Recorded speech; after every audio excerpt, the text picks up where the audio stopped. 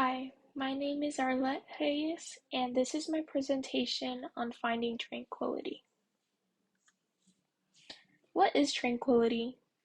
Some might say it's a state of relaxation.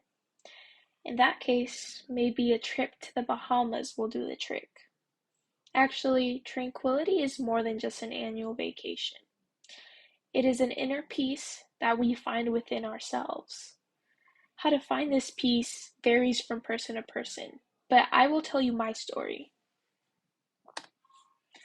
I was sitting on the green tile floor of my high school locker room, watching my best friend struggle to put her hair up into two braids. Every time she got close to getting the hairstyle right, I'd say something to make her laugh, and she'd drop her hairpins. Our stomachs always hurt from how much we laughed when we were together. This day, I was keeping her company while she got ready to play on the volleyball team. We had just started our freshman year, and while the adjustment from middle school was hard, at least we had each other. We were just about done when I got the call from my parents. They were on their way to pick me up, but couldn't wait to tell me the news. We were moving, but not just down the block. We'd be moving almost an hour away. Before I knew it, tears were streaming down my face, and I looked at my best friend. She instantly knew to hug me. That was my last day at Rancho High School. Coronado High School was nothing like Rancho. Students here walked to school because they could, not because they had to. Instead of being surrounded by rickety apartment buildings, the school sat proudly at the top of a hill. I stood out, but not in a good way.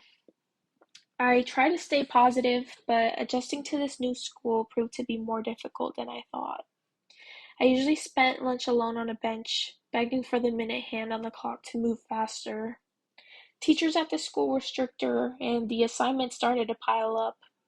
I had to start exchanging hours of sleep for better grades.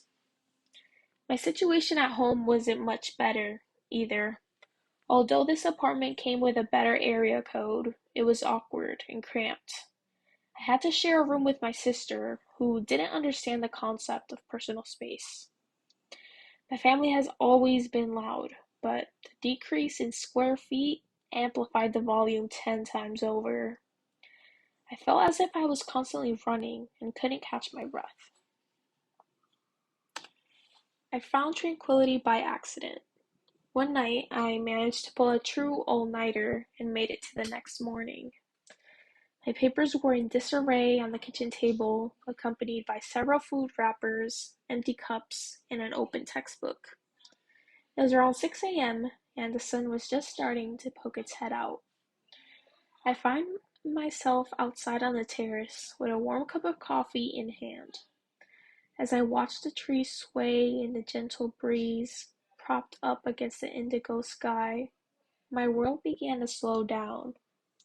I listened to the birds sing their dawn chorus as I sipped my coffee. Even though I hadn't slept the night before, I felt refreshed. I finally caught my breath. I started doing this little routine every morning. Gave me time each day to reflect and de-stress. I started thinking more clearly and managed my schoolwork better. It was still hard to make friends, but it didn't affect me as much. I learned to enjoy my own company.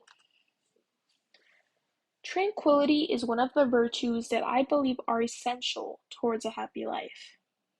It has allowed me to set my worries aside and focus on what is important to me.